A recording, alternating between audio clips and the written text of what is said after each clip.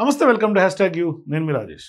So ఇప్పుడు రాష్ట్రంలో స్థానిక సంస్థల ఎన్నికలకు సంబంధించినటువంటి నగారం మోగింది.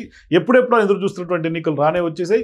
సో ఈ నేపథ్యంలో రాష్ట్ర ఎన్నికల సంఘం కూడా తాజాగా ఎన్నికల షెడ్యూల్ని కూడా విడుదల చేసింది. సో ఇప్పుడు ఎన్నికల ప్రధాన అధికారిగా ఉన్నటువంటి రాణి కుముదిని మీడియాతో మాట్లాడుతూ అక్టోబర్ 9న స్థానిక సంస్థలకు సంబంధించినటువంటి ఎన్నికల నిర్వహణకు నోటిఫికేషన్ విడుదల చేస్తామంటూ కూడా చెప్పేశారు. అంటే 31 జిల్లాల్లో 565 మండలాల్లో 2 విడతల్లో మొత్తం 5749 ఎంపీటీసీకి అట్లాగే 656 జెడ్పీటీసీ స్థానాలకు కూడా ఎన్నికలు నిర్వహిస్తామని కూడా రాష్ట్ర ఎన్నికల సంఘం చెప్తోంది. అదేవిధంగా పంచాయతీ ఎన్నికలను కూడా 3 విడతల్లో నిర్వహిస్తామని కూడా స్పష్టం చేస్తూ ఉన్నారు. అంటే స్థానిక సంస్థల ఎన్నికల నిర్వహణ ప్రక్రియ అయితే అక్టోబర్ 9న ప్రారంభమై నవంబర్ 9 లోపు ముగుస్తుందంటూ కూడా స్పష్టమైనటువంటి ఆదేశాలు ఇచ్చారు. ఇక ఆ క్షణం నుంచి కూడా రాష్ట్రంలో ఎన్నికల కోడ్ అమల్లోకి వచ్చినట్లుగా ప్రకటించారు. అంటే ఇప్పుడు అక్టోబర్ 23, 27న ఎంపీటీసీ ఎన్నికలు, అక్టోబర్ 31 నుంచి నవంబర్ 4, 8వ తేదీల్లో కూడా పంచాయతీ ఎన్నికలను విడతల వారీగా నిర్వహిస్తామంటూ కూడా రాష్ట్ర ఎన్నికల సంఘం చెప్తోంది. సో ఇప్పుడు నవంబర్ 11న ఎంపీటీసీ, జెడ్పీటీసీ ఎన్నికల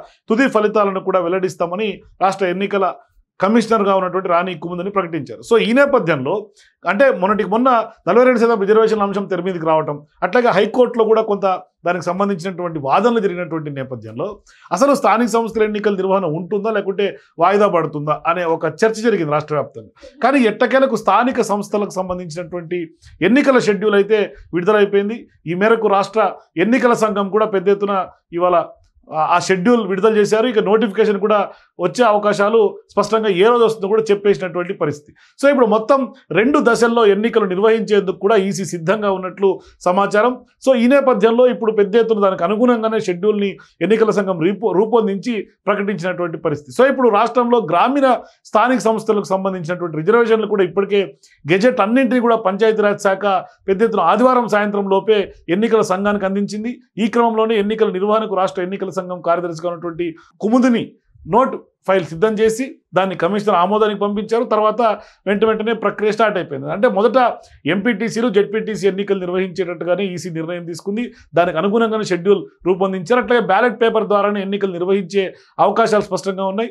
అంటే ఎన్నికల సమయంలో ఎలాంటి అవాంఛనీయ ఘటనలు కూడా జరగకుండా ఉండాలనే ఉద్దేశంతో వెబ్కాస్టింగ్ కూడా చేయాలని కూడా ఎన్నికల సంఘం నిర్ణయించడం, మరోవైపు విడతల వారీగా ఎన్నికలు నిర్వహించడం ద్వారా అధికారులకు కూడా కొంత సమన్వయం చేసుకోవడానికి, అట్లాగే స్టాఫ్ కూడా ల్యాకింగ్ అవ్వకుండా కొంత ఎన్నికలు నిర్వహించేందుకు కూడా వ్యూహాత్మకంగా అధికారులు అడుగులు వేస్తున్నారు. సో ఇప్పుడు రాష్ట్రంలో పోలీసులు గుర్తించినటువంటి సమస్యాత్మకమైనటువంటి ప్రాంతాలు, అతి సమస్యాత్మకమైనటువంటి పోలింగ్ ప్రాంతాల్లో కూడా కొంత మానిటరింగ్ ఎక్కువగా ఉంటుంది. ఎన్నికల సంఘాన్ని వెబ్కాస్టింగ్ చేస్తూ ఉంటారు. సో దీంతో ఇప్పుడు పోలింగ్ కేంద్రాల్లో ఎలాంటి అవాంఛనీయ ఘటనలు జరగకుండానే స్పష్టంగా కట్టుదిట్టమైనటువంటి చర్యలు కూడా ఎన్నికల సంఘం తీసుకుంటుంది. అంటే ఏదైనా ఫిర్యాదులు అందితే కూడా ఆ డేటా ఆధారితంగా ఖచ్చితంగా బాధ్యులైనటువంటి వారిపైన కూడా చర్యలు తీసుకునే అవకాశం కూడా లేకపోలేదు. సో ఇప్పుడు జిల్లాల్లో పెద్ద ఎత్తున రిజర్వేషన్ జాబితాలను కూడా ఆ జిల్లాలకు సంబంధించినటువంటి పంచాయతీ అధికారులకి కొంత వాళ్ళు ఫైనల్ చేసి, అట్లాగే జిల్లా పరిషత్ ముఖ్య కార్యనిర్వహణాధికారి ఏదైతే జెడ్పీడీఓలు అట్లాగే డిపిఓలు ఉంటారో వాళ్ళు పెద్ద ఎత్తున రాష్ట్ర పంచాయతీ కమిషనర్ కార్యాలయానికి అందజేశారు. తర్వాత రిజర్వేషన్లకు సంబంధించినటువంటి ప్రక్రియ పెద్ద ఎత్తున శనివారం తెల్లవారుజాము వరకు కూడా కొనసాగిందని చెప్పుకోవాలి.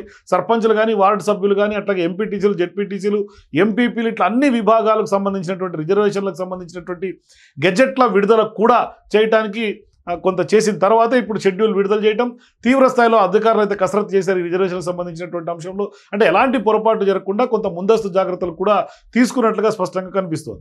సో ఇప్పుడు రాష్ట్ర పంచాయతీరాజ్ అధికారులు ఆదివారం రాత్రి ఎన్నికల సంఘానికి మొత్తం రిజర్వేషన్లకు సంబంధించినటువంటి అంశాలను సమర్పించడం, దాంతో ఇప్పుడు పంచాయతీరాజ్ శాఖ ఎన్నికల ఏర్పాట్ల ప్రక్రియ అంతా కూడా పూర్తి చేసిన తర్వాతనే ఇక ఎన్నికల నిర్వహణకు ఈసీ అవసరమైనటువంటి సహాయ సహకారాలని పంచాయతీరాజ్ శాఖకు అందించాల్సి ఉంటుంది. తద్వారా ఇప్పుడు షెడ్యూల్ విడుదలైనటువంటి నేపథ్యం ఎట్టకేలకు నవంబర్ చివరికల్లా ఎన్నికల ప్రక్రియ స్థానిక సంస్థల ఎన్నికలు అట్లాగే పంచాయతీల ఎన్నికలు మొత్తం కూడా విడతల వారీగా నిర్వహించేందుకు స్పష్టంగా రాష్ట్ర ఎన్నికల సంఘం అట్లాగే అధికారులు కసరత్తు చేయడం, మరోవైపు సీఎం రేవంత్ రెడ్డి కూడా గ్రీన్ సిగ్నల్ ఇచ్చినటువంటి నేపథ్యంలో 42% రిజర్వేషన్ల జీవో ఇప్పటికే ప్రభుత్వం విడుదల చేసినటువంటి నేపథ్యంలో ఇక స్థానిక సంస్థల ఎన్నికలు నగారా మోగినటువంటి నేపథ్యంలో ఇక అభ్యర్థులందరూ కూడా తమ అదృష్టాన్ని ప్రజల ముందుకు ప్రజాక్షేత్రంలో పరీక్షించుకునే అవకాశం వచ్చింది.